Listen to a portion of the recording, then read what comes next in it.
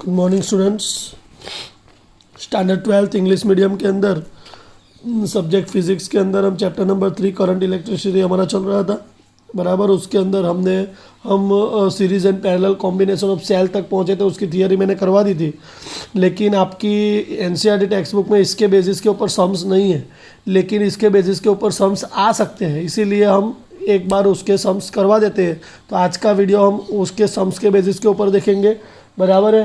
तो एकदम ध्यान से उसका देखना। वो जो हमारा सेल का जो सम्स है वो किरचॉफ लॉ के ऊपर ही डिपेंडेंट है, लेकिन उसमें सिर्फ नया इतना है कि मैंने आपको पहले ही बोला था कि सेल जब आता है तब एक इंटरनल रेजिस्टेंस के साथ कंपलसरी एक बैटरी आती है। देख लो, एक इंटरनल रेजिस्टेंस के साथ कंपलसरी एक बैटरी है बराबर, देख लो है। तो इसके अंदर रेजिस्टेंस आएगा, वो इंटरनल रेजिस्टेंस है, और एक बैटरी होगी हर एक के हाथ बराबर। तो हमें क्या फाइंड करना है, देखो, find the current through each branch and potential difference between A and B बराबर। मतलब ए और डी के बीच में, ए और डी पॉइंट है, बी नहीं है, ए और डी पॉइंट है बराबर। ये पॉइंट के बीच में हमें पोटेंशियल डिफरेंस फाइंड करना है। ओके, तो अभी सबसे पहली बात तो करना क्या है इसके अंदर। तो पहले देखो कि आपको ये फिगर दी हुई है, फिगर आपको दी हुई है, सबकी वैल्यू आपको दी हुई है। तो हमें हर एक ब्रांच के अंदर करंट फाइंड करना है। दैट मीन्स कि I1, I2 and I3 find करना है। तो I1, I2 and I3 find करने के लिए मुझे किरचॉफ लॉ अप्लाई करना पड़ेगा, लेकिन किरचॉफ लॉ के अंदर सबसे पहले मुझे लूप बनाना पड़ेगा। तो पहले मैं लूप लेता हूँ A B C D A, पहला लूप। दूसरा loop A B C D E F A, दूसरा लूप। दो लूप हो गए बराबर, दोनों लूप के ऊपर से। और तीसरा पॉइंट कि भाई अभी मैं क्या करता हूँ कि ये इक्वेशन बन गया और जंक्शन पॉइंट आ रहा है, दिख रहा है। तो जंक्शन पॉइंट जो है वो जंक्शन पॉइंट के अंदर से मुझे मिल रहा है I1 is equal to I2 plus I3। वो मैं सब बताता हूँ आपको। तो पहले तो मैं लूप लेता हूँ, हम उसका आंसर स्टार्ट करते हैं। तो यहाँ पे मैं लिखता हूँ कि अप्लाइंग किरचॉफ्स लॉ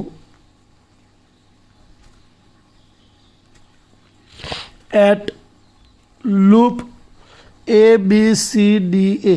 याद रखो कि जो हमें I1, जिस लूप में I1, I2, I3 उसी वो ही लूप लेना है। तो स्टार्ट करते हैं।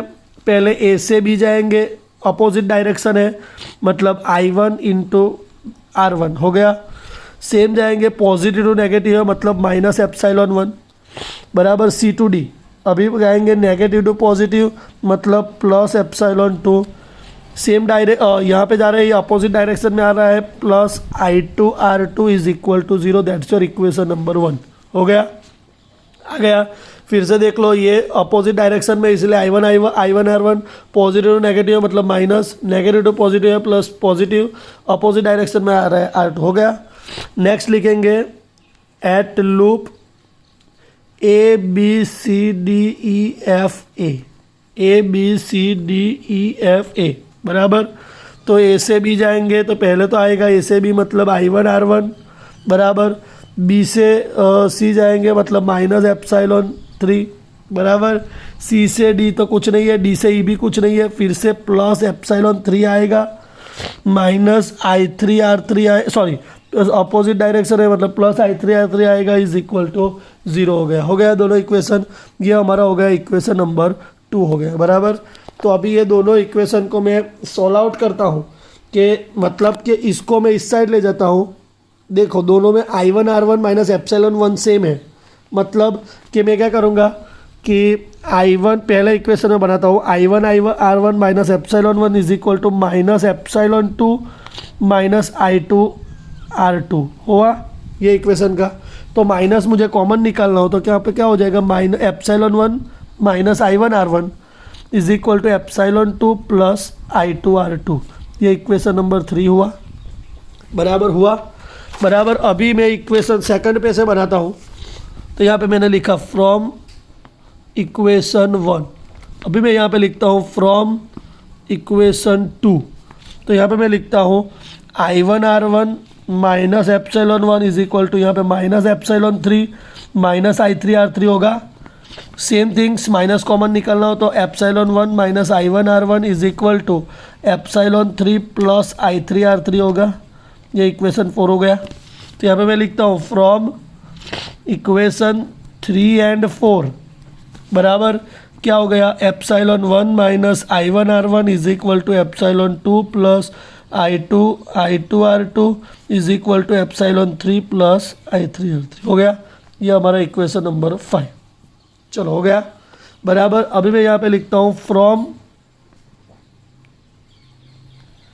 Junction point. जंक्शन पॉइंट पे क्या होगा, I1 is equal to I2 plus I3, I1 is equal to I2 plus I3। मतलब कि ये जो वैल्यू है मैं कोई भी एक इक्वेशन में डाल दूँ, बराबर है। तो मैं यहाँ पे लिखता हूँ, इसको इक्वेशन नंबर 6 बोल देता हूँ। तो यहाँ पे लिखता हूँ put the value of equation 6 in equation 5, बराबर। 6 की जो वैल्यू है वो 5 में डाल दो। तो मैं पहले लेता हूँ epsilon 1 minus I1R1 is equal to epsilon 3 plus I3R3 हुआ। चलो एप्साइलॉन 1 माइनस I1R1 कितना है, I1 की वैल्यू कितनी है, I2 plus I3 into R1 is equal to epsilon 3 plus I3R3 हुआ। Epsilon 1 minus I2R1 minus I3R1 is equal to epsilon 3 plus I3R3 हुआ, बराबर। चलो अभी एप्सिलॉन एक साइड कर देते हैं, minus I2R1 minus I3R1 minus I3R3 is equal to epsilon 3 minus epsilon 1 हुआ। चलो R1 R2 और R3 की वैल्यू कितनी है, 1 ओम है। तो यहाँ पे क्या बचेगा, माइनस I2 1 तो 1 ही होगा, minus I3 is equal to epsilon 3 की वैल्यू 1 है, एप्सिलॉन 2 की वैल्यू 2 है। सो 1 माइनस 3। तो यहाँ पे क्या होगा, माइनस I2 माइनस 2I3 होगा इज इक्वल टू माइनस 2 हुआ। माइनस कॉमन निकाल दो तो क्या होगा, माइनस कॉमन निकालूंगा तो माइनस कॉमन निकालूंगा तो I2 plus 2I3 is equal to 2 क्या होगा, therefore I2 plus 2I3 is equal to 2। ये हमारा इक्वेशन नंबर 7 हो गया, बराबर। अभी ये और दूसरा लेता हूँ, पहला और दूसरा, बराबर। तो यहाँ पे मैं लिखता हूँ now epsilon 1 minus I1R1 is equal to epsilon 2 plus I2R2, epsilon 2 plus I2R2 हुआ। सेम थिंग्स कि हमें करना क्या होगा इसके अंदर कि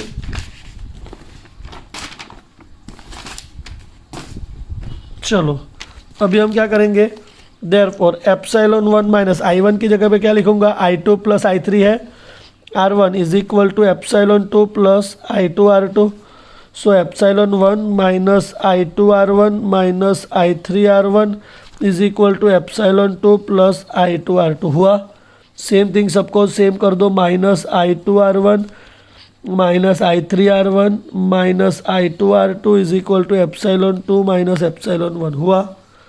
चलो तो यहाँ पे क्या होगा, minus I2 minus I2 minus I3 minus I2 is equal to epsilon 2 की वैल्यू कितनी है, 2, और एप्सिलॉन 1 की वैल्यू कितनी है, 3। So 2 minus 3, so minus 2I2 minus I3 is equal to minus 1 हुआ। तो माइनस कॉमन निकाल दो तो 2I2 plus I3 is equal to 1। ये हमारा इक्वेशन नंबर 8 हुआ।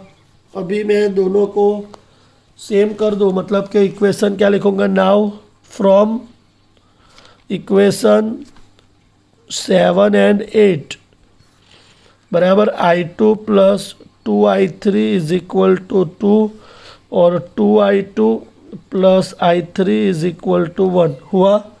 इसको मैं 2 से मल्टीप्लाई कर दूँ तो क्या होगा, मल्टीप्लाई बाय 2 करो तो 2I2 plus 4I3 is equal to 4 बराबर, और 2I2 plus I3 is equal to 1 हुआ। यहाँ पे माइनस माइनस माइनस ये कैंसल, यहाँ पे क्या होगा, 4I3 में से I3 जाएगा तो 3I3 is equal to 3, therefore I3 is equal to 1 ampere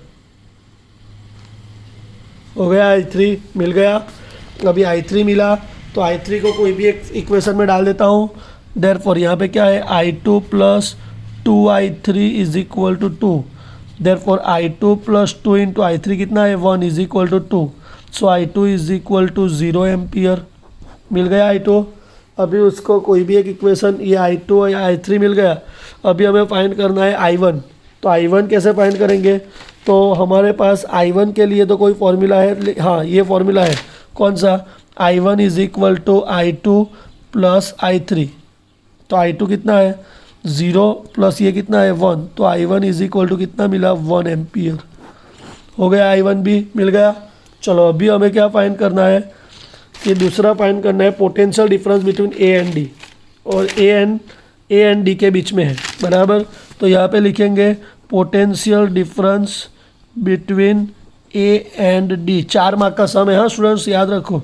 तो सेम ए एंड डी के बीच में है, तो क्या करेंगे कि पोटेंशियल डिफरेंस जो है V, तो क्या करेंगे प्लस I1 R1, यहाँ पे ए से डी के बीच में जाएंगे तो plus I1 R1 minus epsilon 1 is equal to 0, बराबर। तो क्या होगा, ए और बी के बीच में है, ए और डी के बीच में, तो epsilon 1 minus I1 R1 V is equal to epsilon 1 कितने हैं? 3, I1 हमारा 1 है और R1 भी 1 है, सो 3 माइनस 1 तो कितना होगा? 2 वोल्ट। तो ये V हमारा हो गया, बराबर। तो ये इतना बड़ा सम हुआ, बराबर। 4 मार्क का सम है, एकदम ध्यान से देखना। आज ये कंप्लीट कर दो, कल से विस्टर्न बेस स्टार्ट करेंगे, बराबर। तो ये बहुत ही इंपॉर्टेंट टॉपिक है, तो एकदम ध्यान से देख लेना। Okay, thank you.